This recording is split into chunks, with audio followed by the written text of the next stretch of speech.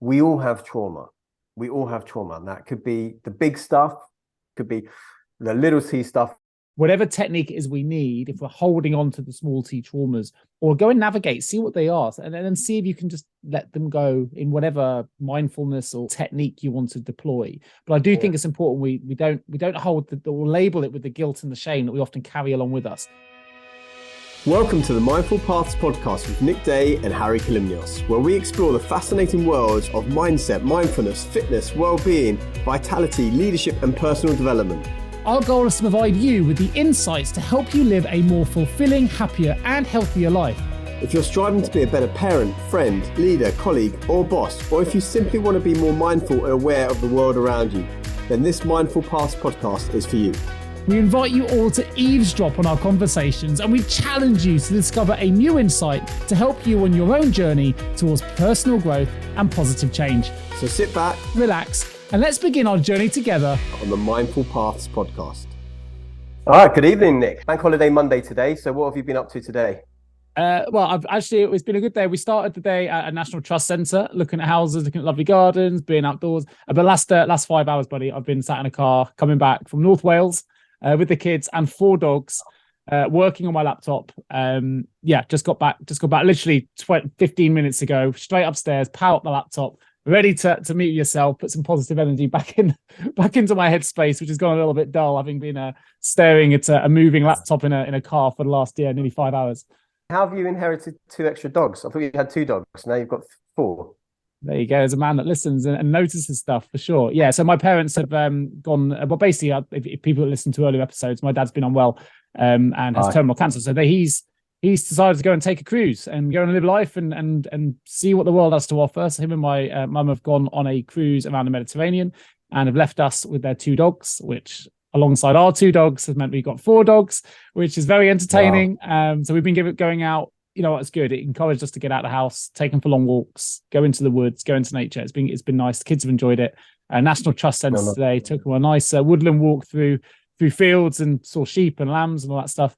And then jumped in the car. I was with Lucy's parents, so today up in North Wales, Mould, and then drove back. Well, Lucy did the driving. I was working on my laptop next door, and she always does the driving. Yeah, she always does the driving. Yeah, I'm very happy. Driven me around lots of times. You fall asleep all the time. That's your tactic when we're on the. I remember that journey we were taking in. Where was it? Where were we? Was it Albania? I know Albania to Croatia. I think it was 4 borders, 12 hours. And we had to leave at 3 in the morning. And we almost lost someone's passport. I think Joe's passport or someone's passport in somewhere. We couldn't find it, couldn't we, when we were crossing the border at one point? But it was me up front keeping Lucy awake while you guys all just slept in the back. It's a good example of thoughtfulness gone wrong, because I decided not to tell. For those listening, my wife drives a support vehicle, and we organise these cycle trips, and we do cycle trip most years across Europe.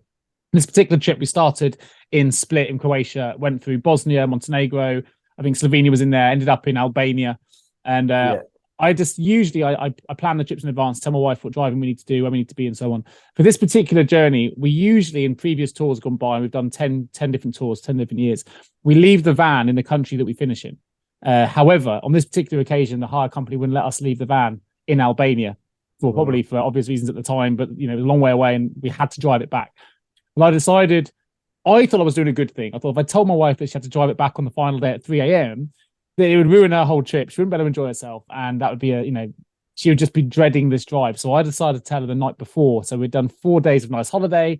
Night before, by the way, Lucy, 3 a.m., you need to be in the car. We've got 4 borders, 12 hours, solid driving, about 1,000 miles to cover, whatever it was.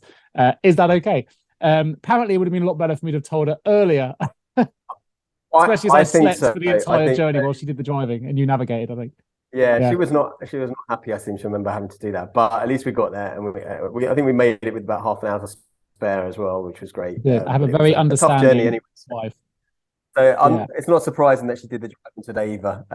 But that sounds good. So that was the weekend. Yeah, you were up there for the weekend, were you? Yeah, it was nice. Family, obviously Lucy's side, cousins, barbecues. Watching football, Spurs having a miraculous comeback from 3-0 down against Liverpool to then lose in the 94th minute and be very Spursy again. No, it's been a good weekend. What have you been up to? I think I've been kind of low key, but I've managed to play with some of my nieces who came around yesterday. and they came round. We played a bit of basketball in the gym, and then I went round to my folks today who were looking after them yesterday, and we had some more fun and games today, which was really good. And it's quite funny because they come into my house and they know that they can't get like crisps and chocolates and things like that. So they're asking, let's make some green smoothies. And then my other niece was like, can you make that mushroom hot chocolate thing? So I make them like this weird mushroom cacao thing. And it's funny. And then actually today, what we were teaching them about, maybe this will tie into maybe what we're going to talk about, but I was teaching the girls, especially the older one who's 10 years old, breathing techniques. So actually both of them are really interested in the stuff I do. And so they've both taken a copy of my book each. Like one of the nieces has taken the big version and the other niece has taken the small version, and they're going through it with a pen and editing it, and everything's great. And so we were talking about that a bit today. So we talked about breathing and just the vital part that plays when it comes to stress reduction and anxiety and relaxation. But I think what I thought we might chat about today, I know it was one of the topics that you wanted to talk about at some point, is this idea of trauma and what we understand by trauma. Because the reason I thought we'll talk about it today is I was chatting to a friend on, I think Friday maybe, and we were talking about something, and I don't remember exactly what it was. I believe it was the pandemic and COVID. And I was just saying how I'm not sure how this came about. I think someone asked me for directions to some pub, and of all the pubs in London, I just happened to know where this pub was, and I never go to any pubs. But we were talking about maybe there's less people out and about, and I was talking about some of my family who are maybe more reluctant to go out than they were before. The older people in my family, and I was saying actually it is a form of trauma, and because the thing is, a lot of the time when we think of the word trauma, we're thinking, I don't know, like big life-changing thing that happens, you lose your leg, or you get held up in some hostage situation or something like that. But actually what I thought we would talk about today is maybe the unexplored element of trauma, and what people don't really understand, as you've said it before, you call it the little t trauma versus the big T trauma, which is all the things that maybe we, in our discussion today, will decide that actually maybe are trauma, as opposed to the big stuff. So if that sounds like something we can delve into. Yeah, well, you know what? It came out from listener feedback, always a good thing, right? And please keep it coming in. Some of the feedback's been really, really helpful for us forming, how this podcast is going to move forward, and taking on constructive feedback and positive feedback, and lots of that as well, including gifts that have come through, which have been wonderful, which has been really, really nice as well. But one listener just felt that, or asked me the question about if I'd suffered both little t and big T trauma in my life. And it was quite interesting because for those that are close to me will know that in the past I've suffered from the big T trauma, and PTSD in particular, a post-traumatic stress disorder. I don't want to go into that right now, maybe a little bit too soon for those that just started joining the show. But it was interesting because when they asked me that question, I immediately came back and said, on the small trauma side of things, often we talk about trauma and how it impacts us. And often the way that trauma can impact us, you'll find it's evident in childhood. And we got into a bit of a discord on text message exchange. And we're talking about our childhoods. So I knew this individual as a child, in the schools and things like that. And I said, I had a really wonderful childhood growing up. And I don't think there's any trauma in my life until this incident happened later on in life. And everyone suffers trauma in their lives at some point. We know that there's one certainty in life, and that's death. And that's often for many the big trauma that impacts them: a loss of a parent, a child, a sister, a sibling, whatever. And we know that's really traumatic. And there's a grieving process I think you've related to in previous episodes as well on some of the stages that involves. But we often don't think about the small traumas, the little t traumas. And to be fair, the listener put me on a little bit of a reflective, I don't know what's the word, rabbit hole search, really. I went into the rabbit hole. I haven't quite come out yet. But I was thinking I had a really good childhood, and it was amazing. And my parents listened to this show, so there's nothing there that's untoward to say I didn't have a fantastic childhood. I really, really did. It was amazing. But there were incidents when I look back that probably have manifested themselves over time and have changed and impacted the personality that I am today. And I probably haven't ever given them credence before this particular listener highlighted to me that, what are the small T traumas in my life? I'm aware of it. It's funny that they say that teachers often teach the things they most need to learn. So as a coach, I'm working with people that suffer different types of trauma all my life, and doing the coaching things, but never actually really identified it in myself because I'm the teacher in that instance. So therefore, I'm not not learning what I'm teaching what I most need to learn in that instance. And I think there's one particular, I don't mind bringing this one to life. So as an example. Yeah, I was going to actually say, what is the example, so that, because some of the listeners might be still not 100% sure what we're talking about when we come to little T trauma. So yeah, it might be helpful actually so you've just been reflecting on this literally the last 2-3 weeks, right? Literally last 2-3 weeks. 2-3 weeks ago. You didn't consider this as a thing, this little T trauma. So what have you reflected on the last couple of weeks that's now you can give us an example, say, actually, maybe that was a traumatic experience that I can identify with now? Well, I think there's no maybe in it for me. It's a definite. And I just never really reflected. And we talk about, in a coaching relationship, and obviously I coach clients, there's a lot of it's about reflection, gentle reflections, raising awareness. Awareness leads to insight. Insight leads to action. And it sometimes can explain the actions that we take, both pre and post a coaching experience. And we know that you're much more experienced than me, but the prefrontal cortex is part of the brain that deals with our everyday stresses. It regulates our emotions. It regulates our responses to those emotions. So in the example that I wanted to give is when I was 17 years old, me and two of my closest friends in the world, we got set upon by guys we didn't even know in an underground car park in Salisbury, the city that I grew up in, who basically beat the absolute living crap out of us, for want of a better word. It left my friend with a broken eye socket. My other friend was knocked unconscious. We were saved actually by two passers-by that happened to be training to be in the military. We've got the army base nearby. We've got Boscombe Down, where a lot of them train, and Salisbury Plain. And luckily they were walking by, and they kind of stopped these individuals when one of my friends was already unconscious. They were kicking him in the head on the floor and all sorts. Now I came away from that incident relatively unscathed in the sense that I didn't have anything broken. But there was 8 of them at the time. I was 7 or 8 of them. 3 of us, all of them were a lot older than us, completely unprovoked. We were just walking back to our car, and it was all caught on CCTV. And we decided to take them to court. And I'll cut the story short. We took them to court for GBH, and we ended up dropping the charges from GBH to ABH because we were in the middle of our A-level exams, and it was going to be a long-winded jury case, and we wanted to move on with our lives.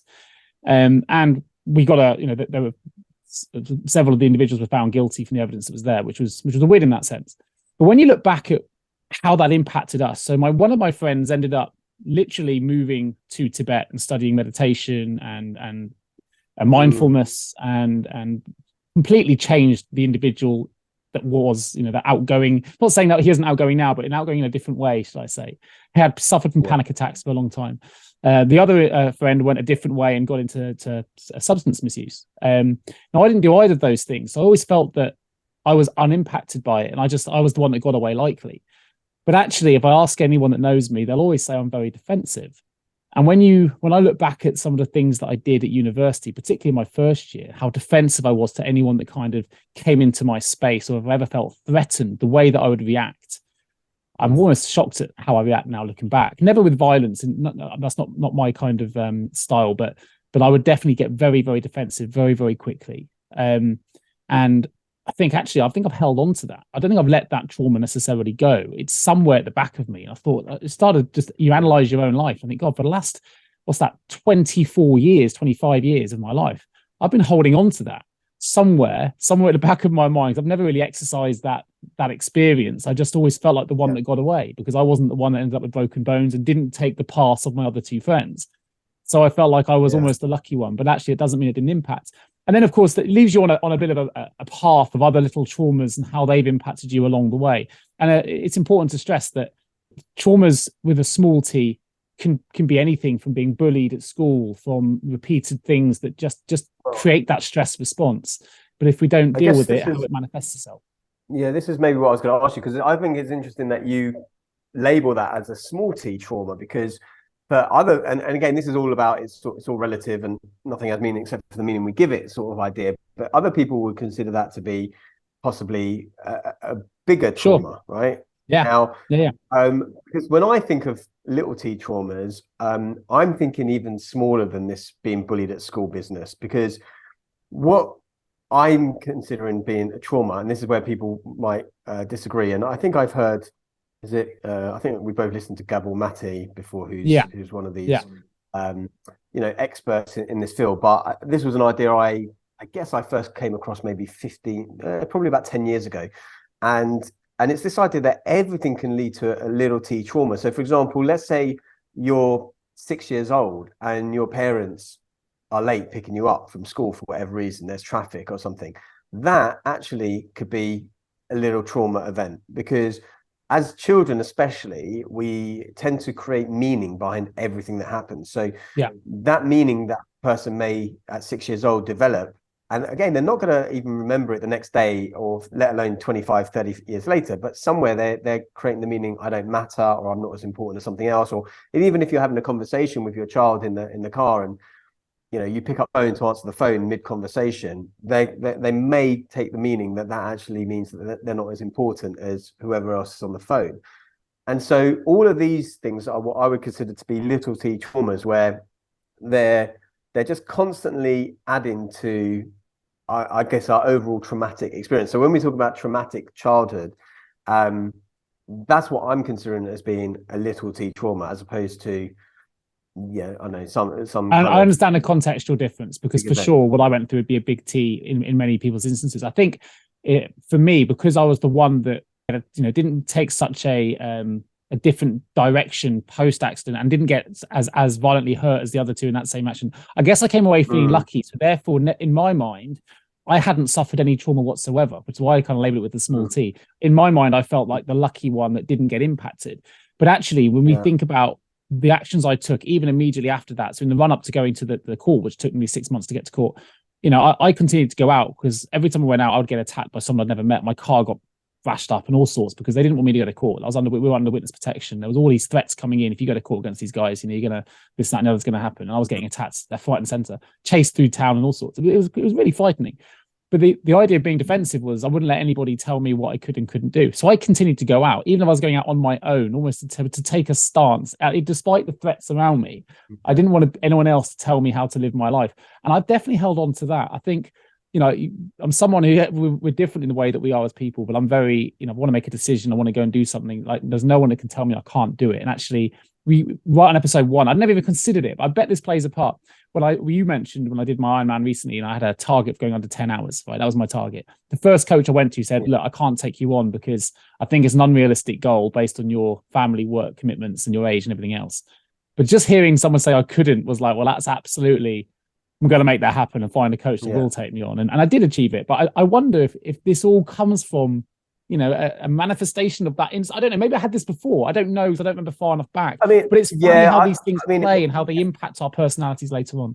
Yeah, it might be something that you have inherently, and I think actually we're probably more similar in that regard than you may have mentioned there, because I'm very much against people telling me what I can and can't do, which I think a lot of people are anyway. But I certainly remember being quite defiant. For example, even like, and I'm not sure I've told you the story of this. I'm not sure how relevant this is, but like the way I spell my name, right?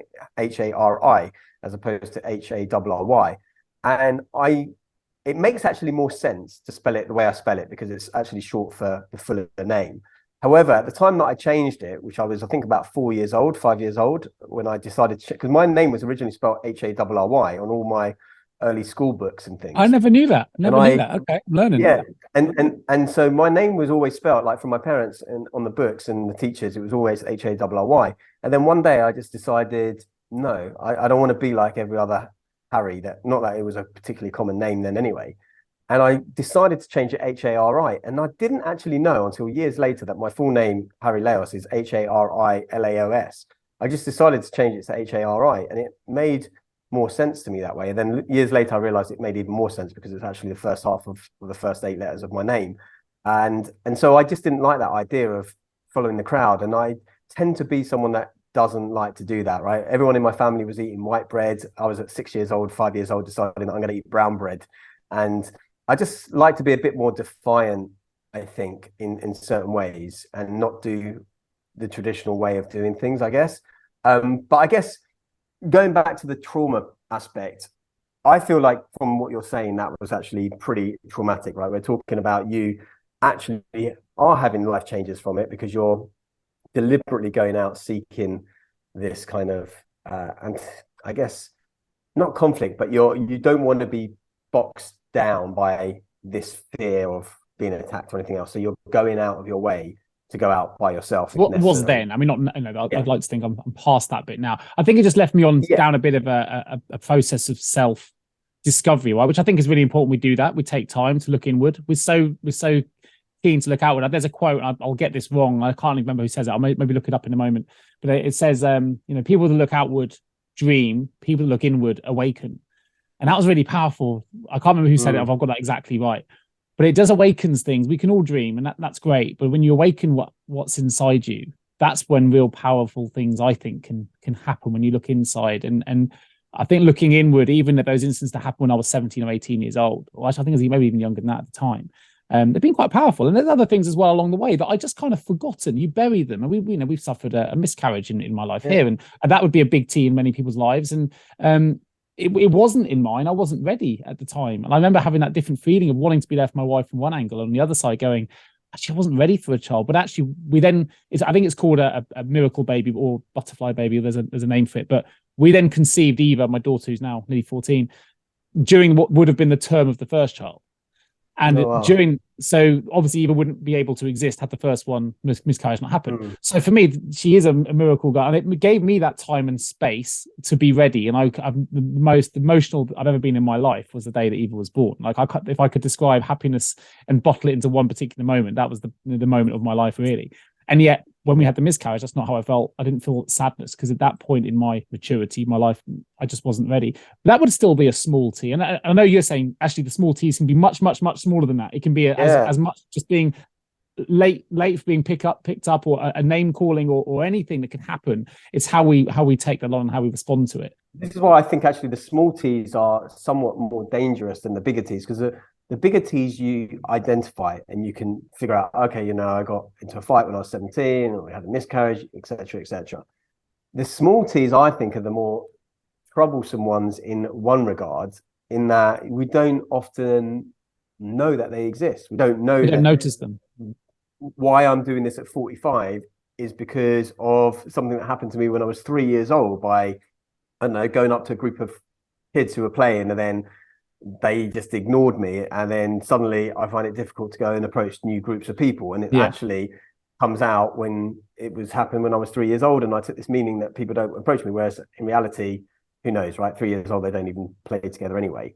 But that becomes a traumatic experience. And and what I want to lead to actually is what happens to these little T's in our physical body, because I think a lot of people don't realize, and you may have a different opinion on this, and that's fine, is that those small traumas, all these, and I think we can recognize this more when it comes to stress, but those small traumas create a physical imprint, as it were, on the body in some way, shape, or form. And then if you're listening to this and you're struggling to understand, like, if you just imagine times when you get really stressed and you're feeling really stressed, and that, so for me, I experience stress a lot in my neck and shoulder area. When I feel stress, I can feel that tightening up, specifically the right side of my neck. And if I felt like that day in, day out, I'm going to end up with quite a crook neck. Now, this is a physical manifestation of a psychological thing that's going on. The same thing happens with all these small traumas that happen, these big traumas, small traumas. They do have a physical component on us, and I don't think we're really aware of that. And it wasn't until I, about 10 years ago, did this thing called matrix re-imprinting, which we can talk about a little bit, because it's a modality to help with trauma. And it's quite an interesting one. And that was when I first, I guess, was illuminated to the idea that all of these small things, right, being left at the supermarket, being waiting to pick up at school, are considered traumas. Because before that, I was a bit like you, and I thought, well, and I've had some incidents happen to me in the past, which have been actually one very similar to that. But I think I was about 15, and I was in the Scouts, and it was a silly thing actually at that time, where I was hiking with 3 of my mates, and we were 15 at the time, and we were practicing for this race called the Chiltern 20, which is a 20-mile race through the hiking grounds and stuff, and which actually we won it like 2 or 3 years in a row. But anyway, we were down some country lane somewhere, and this group of motorcyclists were riding past or something. Now, I think one of them did something as he passed us. I don't know whether he gave us the finger or something like that, but he did something, I think, that warranted me to respond. So I gave him the finger and then turned around and proceeded to give him the finger while he could see it in the rearview mirror. And then what happened is he stopped his motorbike. He came riding back by himself. There's 4 of us, all 15, and he's there with his levers and his motorcycle helmet still on. and he smacks me clean across the face, and it knocks me across the street. But I remember thinking, hey, I stayed up, right? I didn't get knocked down. I had ringing in my ear for about, must have been about a week or 10 days after that, because it really got me on my left ear. And you know, I don't think for me that was a traumatic experience per se. Like yours, you're not considering yours to be a traumatic experience. I guess. I mean, the fact we're recalling it means it does sit in there somewhere, right? It's a memory that stays in the brain. But I think for me, it meant like be wary of how I act on people, right? Because you don't know how they're going to respond. It also meant to me, I felt like I was strong enough to take a hit, and also meant to me that you can't always rely on your mates, because also they're 15, they're scared themselves. You can't always rely on your mates to kind of, maybe actually, interestingly thinking about it now, maybe it meant that because I've been quite independent in terms of, like, I don't rely on a lot of people a lot of the time, and I don't, which is not great in terms of delegation, other things. And maybe that was just another thing. I mean, so you're doing now what I've been doing for the last 2 weeks. Well, maybe that's why. And maybe that's why. And the thing is, we don't do this enough, right? And if we have a coach, and if I'm coaching people, this is what it's about. It's about asking yourselves questions, and then a gentle reflection, the reflecting, and where does that lead us to? It can lead us to some amazing things.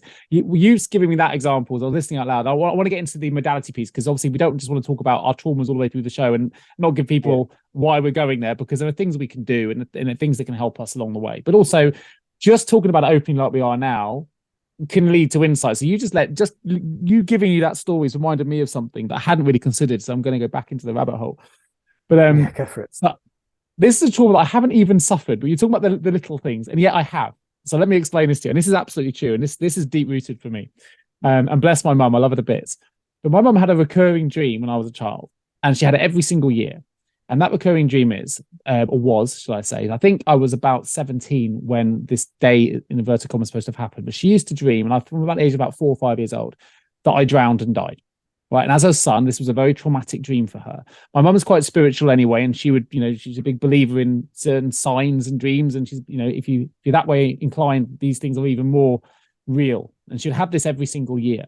So growing up anywhere near water, my mum was always a little bit petrified for me, because she'd had these dreams. Even though I've been younger than the age that I was in her dream, dreams can tell different stories, and they have different meanings. So anyway, of course, growing up then, being sporty and doing the things that I do, I learned to swim quite quickly, and I like being out, and I'd go fishing and do different things. But then I decided I must have been 18. I must have been 18 in a dream, because I decided to go to university in Plymouth University, which was on Exmouth campus, right on the seafront. And my mum was petrified. You can't go there. Go anywhere, but not there. So there's me as a 17-year-old going off to university by the sea. She's convinced I'm going to drown. I'm like a year away from this dream coming true. So I always had to check in. Don't go and get drunk and run into the sea, which of course I did on many, many occasions. So how old were you in the dream? How old were you? I think I was 18. I think I was 18 when I died, but I went to uni at 17 on an August birthday, and it was in that kind of, my first year was the year, in inverted commas, it should have happened. Of course, I got older and surpassed that. But because dreams tell us different things, it's created a fear in my mum when I'm near water, even now. And I've done some silly things. I've drank only a few years ago, drank a bottle of champagne and then swam out to a buoy that was way too far out. And then coming back, you think, oh, shouldn't have done that. I could cramp. I'm at my depth. Can anyone see me? You get these moments.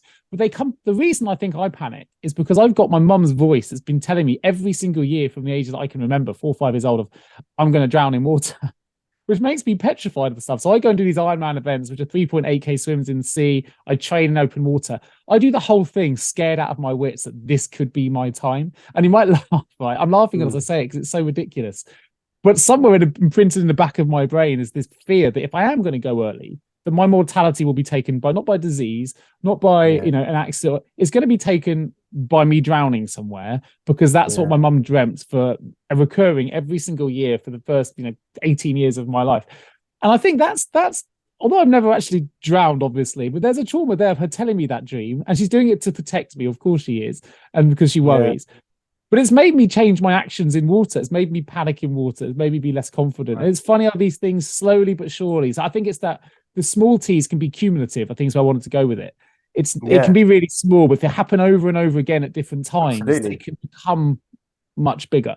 And by the way, I'm Well, still pretty petrified of going into open water. I'll do it. I have to for training, but I hate it every time. Heart rate's like 180, and I'm going like no speed. I just want to get out as fast as I can. To do triathlons and all sorts, so she must really love that, the fact you're going in the water all the time. But I mean, again, these small T's, or these might all be in between T's, to be honest. They do add up, and they do create this, I guess, could create an imbalance or a dis-ease in the body and in and of itself. And it's interesting that you say that your mum is a bit more spiritually inclined, because you tend to be in the conversations we've had. I think you've changed a little bit in the last few years, but I'm kind of more that way than I would say that you are in those conversations, purely based on what I've learned in the last 15 years or so. And so it's quite interesting that you're kind of the opposite to her. And I wonder if that's the influence that you had, maybe growing up and thinking, I don't want to be just because that person has been visualizing or thinking about this or dreaming about this. I don't want it to become that prophecy. So I'm turning myself against that sort of idea of thinking, because which I do try and do, but it doesn't mean I'm not petrified when I do it. Just in case well, that's the thing. It's because we can say we don't believe it, but on some level the body, the body does. So it's not even the mind a lot of the time. When you say, oh, it's in the back of your mind, it's in your cells. All of these traumas result in your cells. And talking about the modalities, there are lots of different ways that we can get rid of traumas. And the one I was talking about, matrix re-imprinting, it's quite interesting. I think you've heard of EFT before, right? Tapping, emotional freedom technique. Have you heard of that one before? Yes. Yeah. I'm not sure. Not heard of your matrix. The reason I'm explaining EFT first, because it plays into matrix re-imprinting. So for those listening, the simplest way of explaining emotional freedom technique or tapping is, imagine acupuncture but without the needles. And what you're doing is you're strategically 7 to 10 times tapping on different parts of your body. And there are specific areas that you now tap on, like at the top of the head and outside the eyebrow, and just where the eyebrow meets the nose, and where else? I think it's the top of the lip and bottom of the lip, and different places like that. But they're the same spots. It developed over time to realize that actually they're the spots that need to happen. And you do that whilst talking about your anxiety or your fear or your trauma. And before you go through that process, you grade it. So if I was to ask you, for example, okay, let's say, for example, that fight that you had when you're 17, if you're thinking back on that, for argument's sake, I know it's not like a 7 or an 8, it's probably a 1 or a 0. But let's say if it was a 7, then we would do some tapping exercises whilst talking about it, and then see how that feels. So if you're feeling anxiety and it's a level 8, you do a bit of tapping, it might go down to like a 3 or 4 or whatever. So this has helped a lot of people. And I'm not an expert in it, although I have done some of the basic courses, 5-10-day courses in it. And to be honest, it's not that complicated, but it's always about the nuance of how you approach it with the client.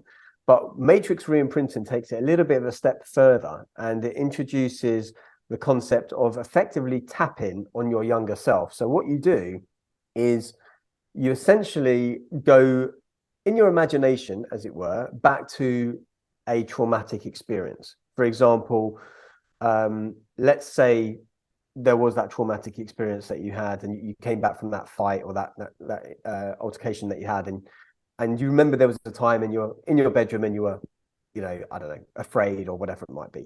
You would go back to that time and see yourself there, and then guide yourself in your head. This is all in your head, through tapping on that person, or you as your 42-year-old self would tap on your 17-year-old self, and then help that 17-year-old self deal with that trauma then. Because what we're trying to do a lot of the time now is deal with the trauma as a 42-year-old or 45-year-old that happened to a 17-year-old. And actually it's way more effective to deal on the 17-year-old itself, himself or herself. And so that's effectively what matrix re-imprinting is. I haven't done a very good job in describing it to all those matrix re-imprinter practitioners listening, but that's effectively it. And this can become a very powerful modality, and I've used it with clients before, and a combination of that and something called timeline therapy, where you take people through different times of their life through different lenses. So you would see that experience as an adult, because a lot of the time when you see something as a 7-year-old or a 6-year-old or a 5-year-old, you're seeing it through those eyes, and you create a meaning. Whereas, for example, you go back and let's say in your memory, your parents get divorced at 6 years old and all you did was hear them fighting or something, and then you blame yourself or they didn't love you or this or the other. You go back and you see that experience as a 30-year-old or 40-year-old, and you see actually it had nothing to do with you. And, you know, they were arguing in the kitchen and you were in the lounge, and it was nothing to do with you being naughty or not putting your toys away or whatever the thing might be, which then made you into like a tidiness freak or something. It had nothing to do with you. And you see it through those different eyes. And sometimes you can go through that journey a few times and see it differently. And I find that these are really, really powerful ways, right, that you can deal with these traumas as long as you're aware of them in the first place as a thing. Yeah, which is a good thing to highlight as well, the awareness piece. I mean, I think one thing that's really important just to mention, me and Harry we're not trauma therapists here. So as a disclaimer, you know, if you are suffering with any major traumas, you do need to, you know, I do recommend you seek professional help. But we have an understanding, and that's why we're really much focused on the small T's for today as well. But as you were saying, you mentioned something I thought was really interesting at the start of that, which was it's not just in your head, it's in your cells, it's in your whole being, how we hold it. And we, you know, I talked earlier about the prefrontal cortex is where we become overwhelmed. We hold things in our emotions in our heads in that context, and we can have overwhelm. And if we can't sort of empty that a little bit and talk about it, then that overwhelm can turn into depression and anxiety, and we have difficulty managing stresses. And what you were talking about there is going back, and actually the way I would look at it is you're releasing some of that. We're letting some of that out, which is what we need to do because we hold on to it. Now, I release my stress or my trauma, whatever it is, through exercise predominantly. That's my way of you know, trying to release the demons, talking out loud, talking to yourself. When we met in Thai Garden restaurant and spoke for 9 hours continuously until every single person at the restaurant had left, that was just you and me chatting. And it's amazing when you reflect, and I'm a big fan of reflections as well. When you look back at it and go, oh, we covered a lot of ground, and we probably did cover areas that related to trauma because we talked about our lives, and just that talking can just release some of that. I don't know the word, definitely trauma from the cells. I think that for me, and what I would ask you in a second is that although talking is good and it's great and it can help with those things, the challenge for me personally as well, as someone who's a bit more cerebral and in their head, is that you may not realize that's the thing that's bothering you. You may have no recollection of what it is that's bothering you. And so have you ever tried flotation tanks and sensory deprivation tanks? No. No. Are you familiar with what they are at all? I'm familiar with what they are. I think for me, actually, they've got some alternative therapy things here in Exmouth, probably like all places, and there's a place that does something similar kind of things here that my wife's been saying you should give it a try. But yeah, so I haven't done it myself. No. I would recommend it for you for a couple of different reasons, but for those of you that are not familiar with it who are listening, sensory deprivation or flotation tank is like, imagine a big bath with a lid over the top of it. So you are in water right now, so I'll probably be immediately terrified because of my story. This is actually a good point, actually, because what happens is you go in and the water is filled with magnesium salts or Epsom salts to a concentration that you would never get to by filling your own bath up with magnesium salts. It's roughly the same concentration as, is it the Dead Sea or the Red Sea? I can't remember which one it is, but the one where you basically just float on the top of the water. Yeah. And so you go in there and the water temperature is roughly, I think, 37 or around the same as your body core temperature. Yeah. And the idea behind that, and you can have a light on, although normally I turn the light off, and they have some sounds for the first 5 minutes and the last 5 minutes, and you're in there for about 45 minutes or an hour, is that you're floating and you can't see anything. It's pitch black and you can't tell where your skin ends and the cosmos begins, really, because everything's the same temperature and there's nothing for you to touch. And the first time I went to one of those things, I've done them maybe 2 dozen times now, and I actually joined up after the first experience because I had this experience where I was lying there, and you can have a little neck thing to support your neck, but you don't really need it. Your head will float anyway. But I got to the point where you're so relaxed, and the magnesium helps as a muscle relaxant anyway. And I remember at one point feeling and literally coughing out tension that I'd felt in my right. I know that's where it came from. And I coughed it, and it's like there was a sting come out of my mouth. And suddenly I was like, and after that one, that was my kind of spiritual experience, if you like. And I was sold on it. So I signed up for like a 12-month program. And then I never got back to that same level, or a couple of times I have, but but that I would suggest for you anyway, because from a purely muscular perspective, you do so much training, you've got like probably tight muscles, and if you want to recover really well, magnesium is the way I'd agree on. I definitely can sell the benefits of magnesium for sleep as well, by the way. Yeah, for sleep. I mean, so I would say, but I guess for the point we're talking about, the little t and the big T and all of this, is that especially if we're carrying tension, let's call it tension rather than trauma, but that trauma, all these little things that have created some level of tension in our body, and we don't really know that, maybe we could talk about it for 4 hours and suddenly we'll release it. Yeah, that could really work, especially if you don't know why you've got it or where it is. That would be one of the things that I would suggest. And also something that I've not tried massively, but I've done a lot of breathwork techniques, but there are different breathing techniques: rebirthing, holotropic breathing, transformational breathwork, which go beyond the whole Wim Hof style. And I've been in sessions where we've been breathing for half an hour, we're lying on the floor, and people are literally in floods of tears, screams, moan, and they don't know why. But it's this trapped up trauma that is being released from the body in some way, shape, or form, and they may not even realize afterwards what it represented, but they just feel lighter, they feel freer. It's interesting. I was going to reference, because a friend of mine posted an Instagram video this week. She races for an obstacle course racing team that I'm part of, called Nuclear Phoenix, and it's really what I'm saying, because she published this publicly, so hopefully there's nothing wrong with me sharing this. But she's just done a Everest Base Camp trip. She's a professor of sports science and lectures at university, and or doctor of sports science. And she did this Everest Base Camp experiment as part of her studies and things. And she just posted a video. She got to the Everest Base Camp. She'd been there once before, so it wasn't the first time. She sat down, and for no reason at all, I say in inverted commas, she just started bawling her eyes out, and someone filmed it. And she actually put the post up and said, "This came from nowhere. Don't know why. Just had to let it out. It was a release." And I cried for like 15 minutes and felt so much better, and everyone was supportive. And yes, someone did film it, but was caring and looking after her and documented as it happened.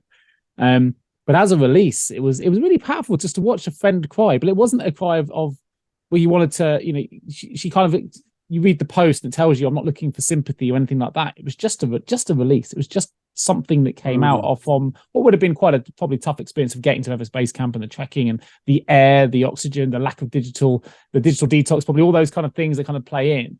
But it's to watch someone else just cry, but cry in a way where they're not afraid of crying and they're doing it quite openly.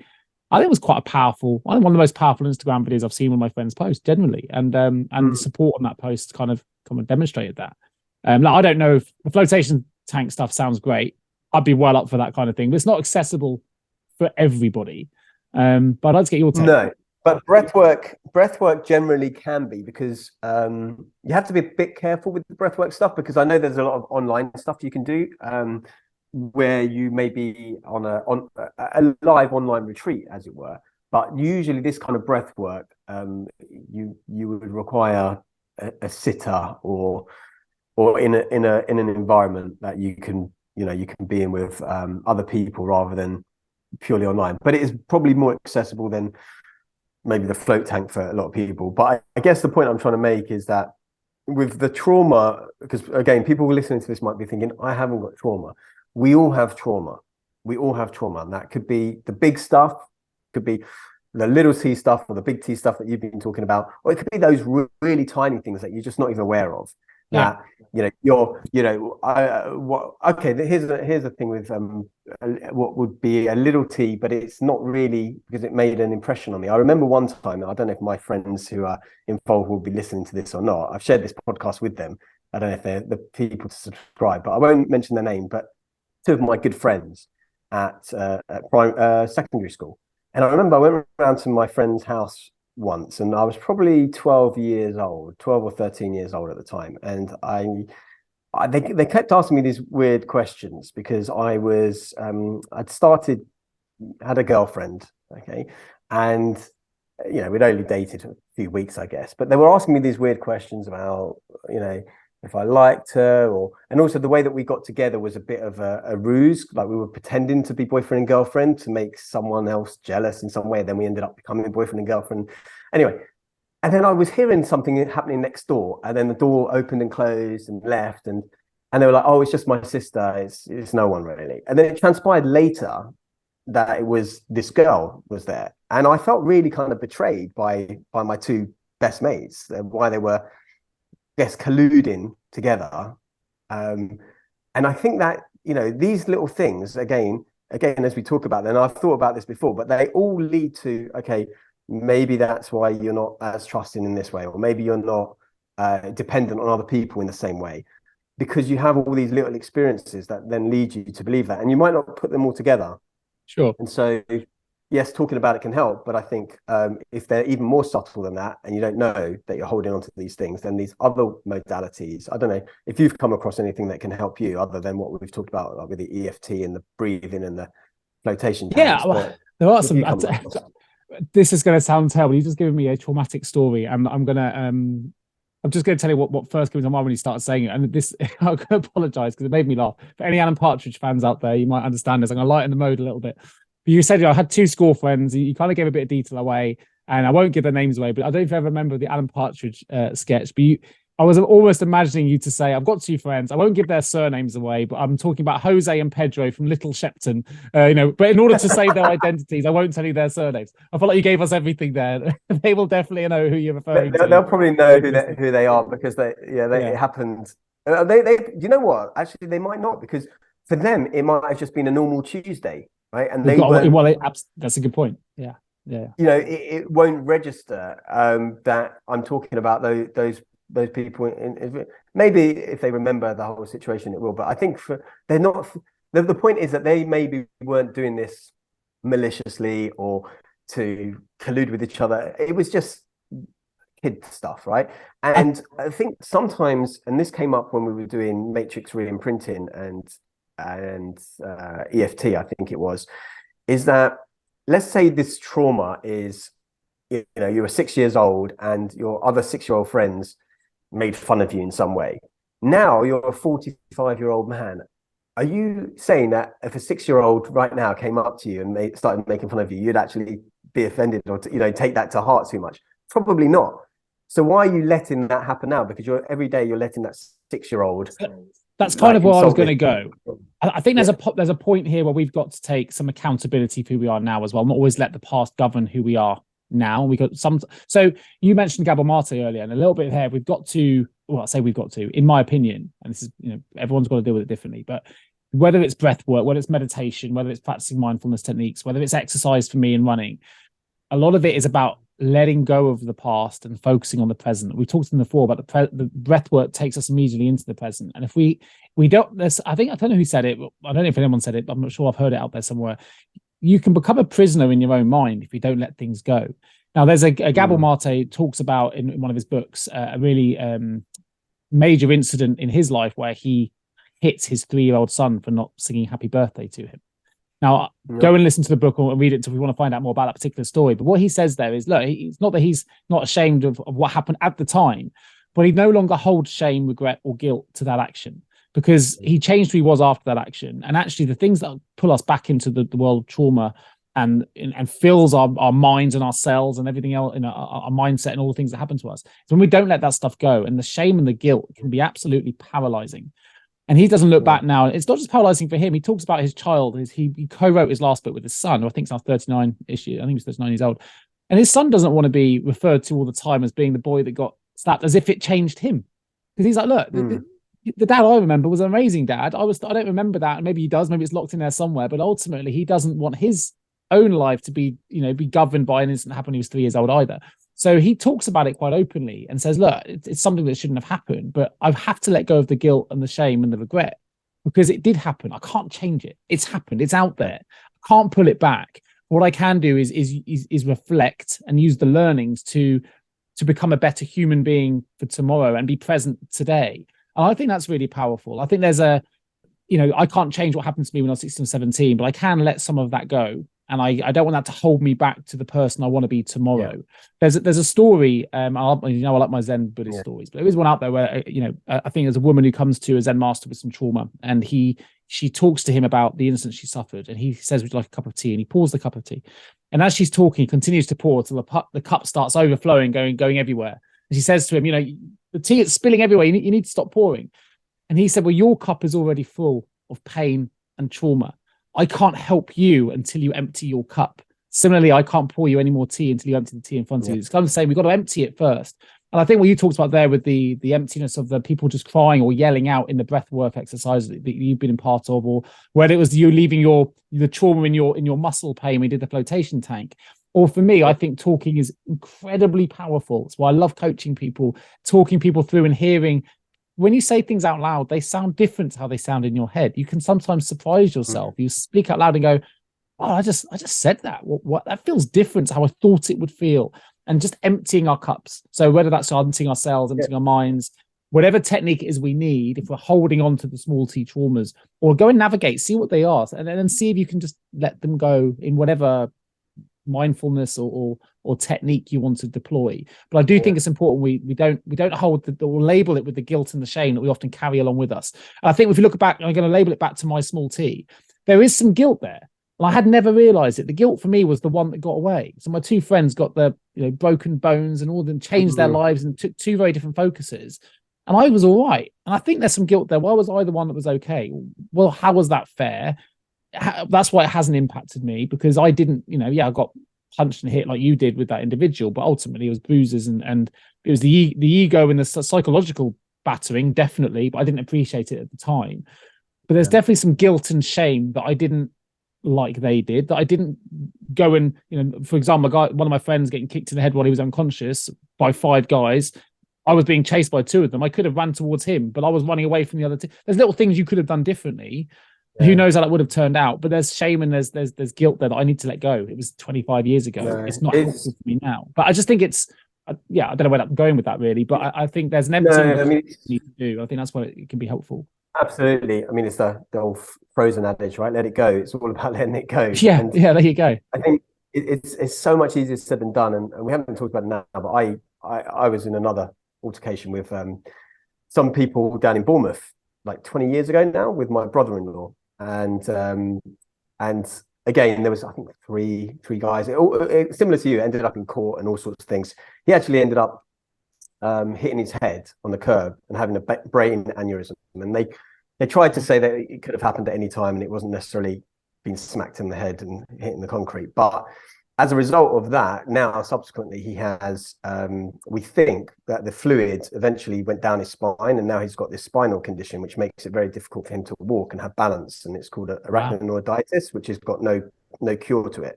And this happened like 10 years ago, the spinal thing. So it happened like 10 years after the initial fight.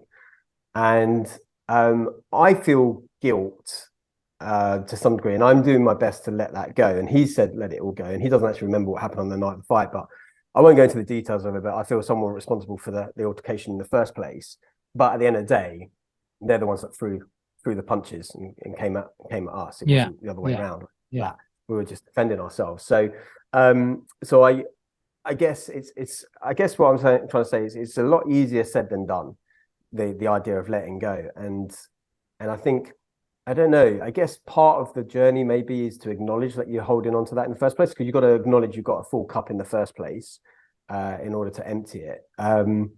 Something really interesting that came to mind, I think it was Simon Ong, who wrote a book called Energize, which I recommend, but it's a really good book. He says that it's impossible to be grateful and unhappy at the same time.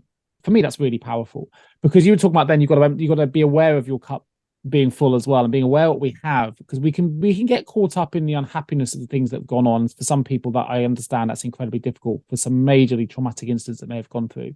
But also, so I did a podcast on my other show, the HR one, with an individual who was a survivor of the Children of God cult. Now, for those aren't familiar, Google it. This is pretty traumatic stuff. We're talking about sexual abuse and mental abuse and physical abuse and all kind of things from a very young age. And yet, when I spoke to this individual on my interview, I haven't released it yet, so I won't disclose the name at this point, but it's due to come out. But she talks about how she actually wouldn't necessarily change anything because of the social connection she made during that time. They're the closest friends she could ever have, and has not been through those experiences and that trauma, big T trauma stuff in my mind. She would never had the friends that she has now in her life, and she would never swap those friends for anybody. She has to go through the yang or the yin, whatever way, which way around it is, to get to where she is now. And although she wouldn't wish that upon anybody else, that's her life. But she still right now views her, and she nearly did take her own life when she went through the hard part of that. She's come through the other side, and that's very much what we talk about. But it was really interesting when she said that she's very, very grateful. But when anyone else looking at her, how could you be grateful for the life that you've had? And she can now say that she's happy. You can't be grateful and unhappy at the same time. I just thought it was a really interesting thing. And there's a book, I haven't read it, but I've audio booked it, which is called Trauma and Recovery. So I'm not a trauma expert by any stretch. A really interesting book. It was by Dr. Judith Herman.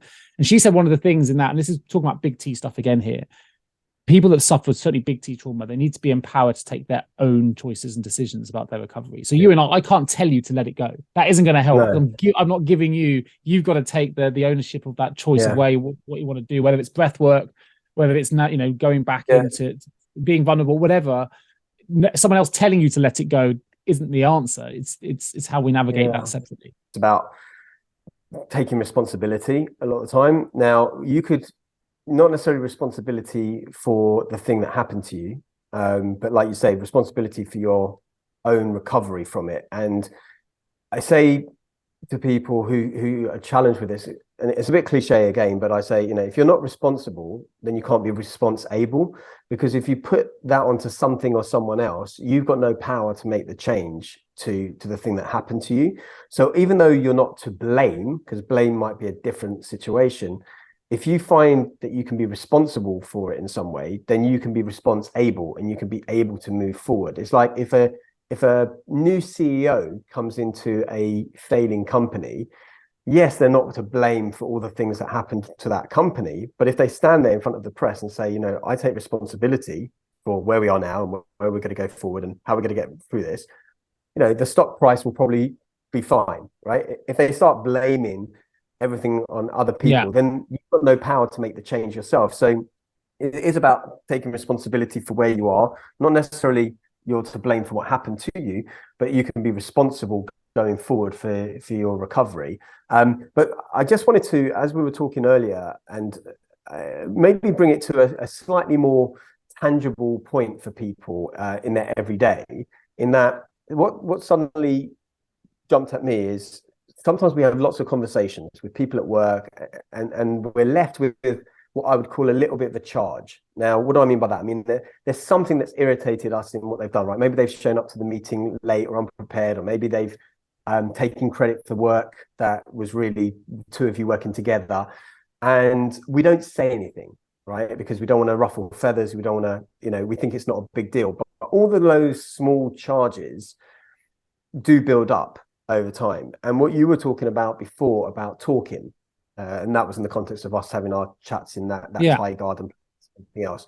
But what do you see being working in HR, working in all those with people all the time, as your advice, I guess, to it's not conflict, because it's not conflict resolution. It's just that something is leaving a charge or an unsavory taste in your mouth and your interactions with people, which again we could call as little T's here, because these are, in the playground it's easy to say, these people are bullying you, but when you're in your 30s and 40s and you go, well, they're not really bullying me, but they're just taking a bit of credit here. Essentially, when you're 30 or 40, though, you realise that there's probably something going on in the bully's life that we're not aware of, that's probably traumatic in their own lives, right? We have the sense to understand now that often those that are bullies are going through something themselves. Not to make the bullying acceptable by any stretch, but we understand it more than we are at face value when we're just being confronted by a bully in front of us.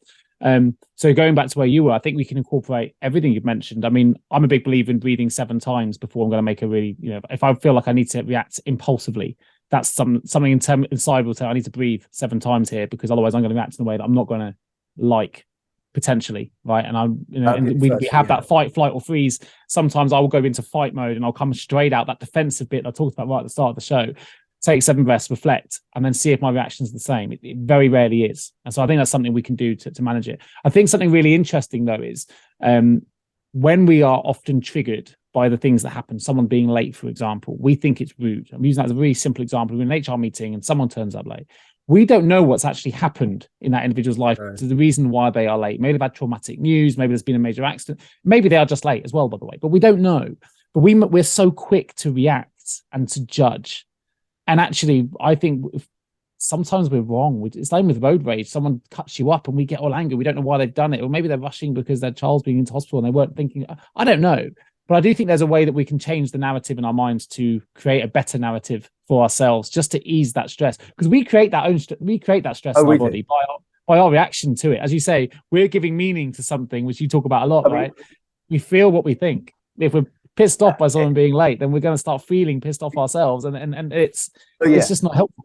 When you were talking about road rage there, it reminds me of a story, and I do write about this in the next book. But I was at this was years ago, 10, 15 years ago.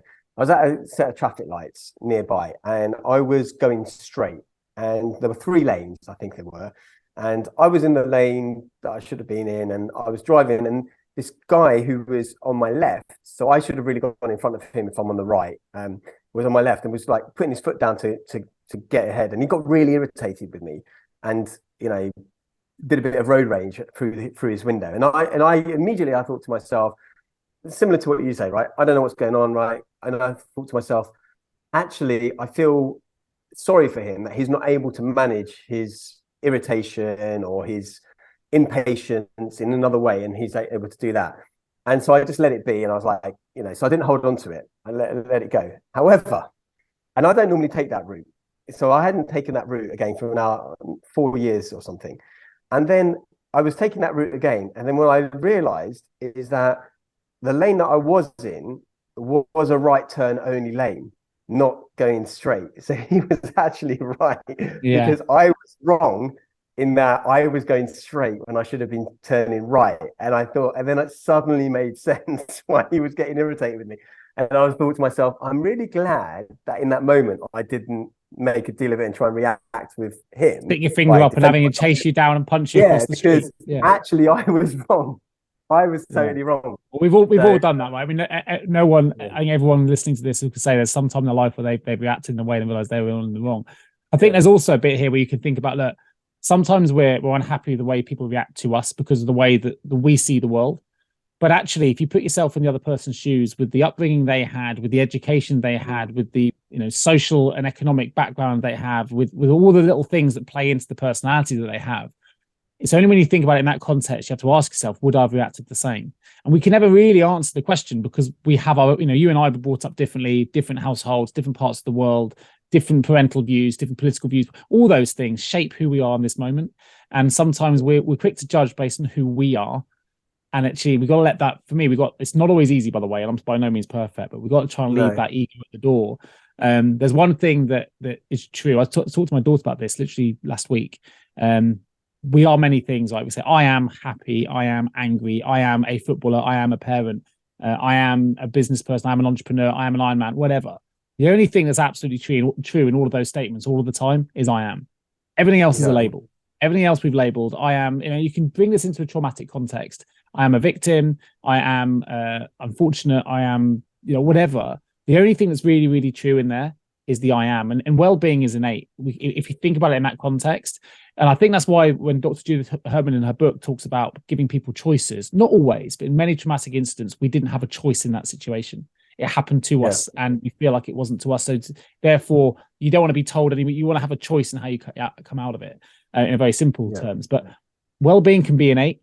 And it is innate, actually. It's how we view it. It's our own thought processes, letting the stresses go, breathing, bringing ourselves into the present, not feeling shame and guilt, or holding on to shame and guilt, I should say, from things that happened years ago, if we're able to let it go, not judging everyone else by our own reactions immediately. We've all got moral compasses. I'm not saying there aren't people out there that are just, in the way that they do things are very, very different to my moral compass. That happens.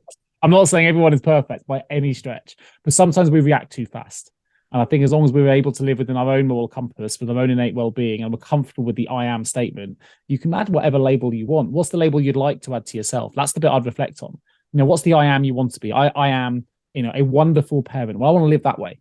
That's the person I want to be going forward. I am an athlete who competes at a high level. Well, that's the route I'm going to take. So think about the labels you want to have and let go of the ones that you don't. I think is a good starting point. But that starts with talking. For me, that's a really important element. And there's loads of other ways you can do, but talking to you, talking to my family, being vulnerable and talking, being emotional sometimes, looking at all the different spiritual bits. So I talk a lot. We've got different energy buckets. And I do a lot of the physical energy stuff. You know, I do exercise a lot. I don't get enough sleep. That's in the physical one, but I do a lot of physical energy. But whether or not I feel the spiritual one enough that you do, I could probably do a little bit more on the spiritual side. And that can be around purpose and meaning and not just about, you know, meditation, but I could certainly fill that bucket a bit more. Emotional, I think I'm pretty in tune with. I'm not scared to cry in front of my family and be emotional. But there's different, and the mental is the other bucket along with physical. So I think there's things we could all do to improve and have an awareness, which links to your beat model, actually, the one we did last week. It does. But also I'd say that interestingly on the spiritual one, because the examples you were giving with the I am this, I'm that, and that. I remember we did this as an exercise in one of the practical philosophy courses that I did a number of years ago, which was exactly saying the same thing. It's like they were asking each person, you know, how would you describe yourself? Like, I'm a mother, I'm a this, I'm a that. And I think I guess had a bit of exploration in this area anyway. So I just said, I am. I didn't say anything else. I just said, I am. And he said, look, yes, absolutely. And he drew a line past the I ams because everything was the constant. And this, I guess, what they were talking about was I guess you could call it your soul, your spirit, your constant, right? What is your essence? And the essence is the I am. And almost the fact that you're saying that and using that as an example there, and you've got, I had no idea you'd done that, by the way, just for those listening. I had no idea you'd gone through this exercise ever. But you're there. That could be your spiritual bucket in some way by simply recognizing the I am. Ultimately could be the ultimate spiritual bucket, because you recognize the unchanging nature of the I am, which is the unchanging changer of who you are innate. Because at the end of the day, you are different from where you were 30 minutes ago, right? Your cells have changed. Certainly every 7 years, most cells in our body are completely revamped. But what is the one constant? And it's that, whether it's your consciousness, your soul, your spirit, whatever. So you could actually be filling your spirit bucket without realizing it by explaining that to me right now, I feel. Wow, listen, I think that's a good place to I think probably so almost. I got to mention one thing. I meant to mention this at the start of the show, and we went into the trauma thing. Because I did some reflective bits on our last podcast, and there was a bit that you mentioned with two things. One thing I mentioned, I was frustrated with myself for not clarifying, and one thing you mentioned which just made me chuckle. And maybe it's a good way to lighten the mode slightly when we talk about some quite heavy stuff during the course of the show. But I mentioned how I eat a lot of donuts, and there's no good in a donut whatsoever, and therefore I shouldn't do it. I'm going to challenge that. Of course, there's good in a donut. It's just the good is not nutritious. It's how it makes me feel when I see it and eat it. And I was too quick to tell you it was a bad thing, and that's me holding guilt and shame towards that donut, which I should not have done, because actually I love a donut and I love it for all the right reasons, which is not the nutritious ones. It's for how it makes me feel, and I enjoy eating it, and I don't mind the nutrition. I take that decision. I think you said last time on the show you make decisions to eat bread and butter. I thought, why didn't I use that opportunity to say that's why I eat donuts? It has a higher purpose of some sort. Exactly. The bit I wanted to bring up with you that just made me laugh, okay, and you made it quite, I wrote it down. You said, I gave up alcohol for 10 years after the incident you had where you drank too much wine aged 12. Well, what I thought was really interesting is most people shouldn't be drinking age 12. The fact you gave up alcohol for the next 6 years where you're not even legally allowed to drink it wasn't that magnanimous of you at the time. It just made, if you listen to it back, I had this incident when I was 12, and after that I gave up alcohol for the next 10 years. I was like, you weren't legally allowed to drink it then, Harry. It just made me laugh. It was like, that's 10 years of my life. The age of 22. True. I did. I mean, just to clarify, I actually only gave up wine. I gave up alcohol for 2 years. Okay, I gave up wine. I gave up wine for 10 years, and I was having this discussion with my folks. I think legally you can't really give it up till you're 18, though, right? And you gave it up when you were 12. It's like my 9-year-old saying, "Daddy, I've given up wine." Good for you, son. We were given wine. And my parents were disputing this the other day at dinner until we clarified. But we were drinking wine from the age of 5. Now, granted, that was literally like a finger depth of in a small cup. But we were having wine at the table on a Sunday from that age. So by the time I was 12, I was quite used to drinking a little bit of wine. But yeah, I gave it up. And actually to this day, and talk about trauma again, but ending it on a lighter note, I still don't really like wine. When I take a sip of wine, it's somewhere in my brain, and I can almost see it sometimes, I'm flashing back to that time when I'm 12 years old at that wine festival. And that's a big part. There's a physical reaction in my body that just doesn't really like wine. So I rarely drink it. I get it. A lot of people, I think, have got the same memory, whether it's absinthe or vodka or gin. We all had that moment where we just drank a bit. It was just about, you said, I gave it up to me at 12. It just made me laugh. When I yes, I know. Oh, my parents are great parents, by the way. So they taught us well, because none of us ended up abusing alcohol or anything like that, or doing anything in that regard. So they for sure. But they say, what is it? They learn from the past, don't live in it. Harry, it's been good. It's been I've enjoyed it. So listen, we've carried.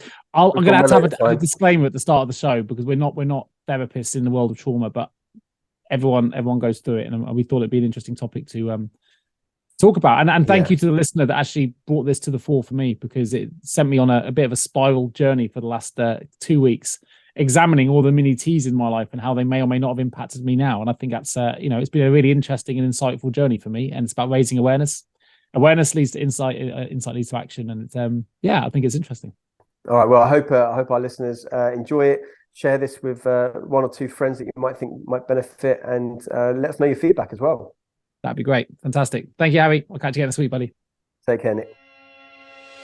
Thank you for tuning in to the Mindful Past podcast with Nick Day and Harry Kalimnios. We hope you found our discussion insightful and gained valuable takeaways to support you on your journey. Please do leave us a review on your preferred podcast platform, and share an episode that's resonated with you with a friend or a family member who you think may also find it valuable. Don't forget to subscribe to our podcast to ensure you never miss a future episode. In the meantime, we'll continue exploring mindful path topics to provide you with more insights and ideas to support your personal growth. For now, thank you for your support, and we look forward to bringing you the next episode of the Mindful Path podcast real soon.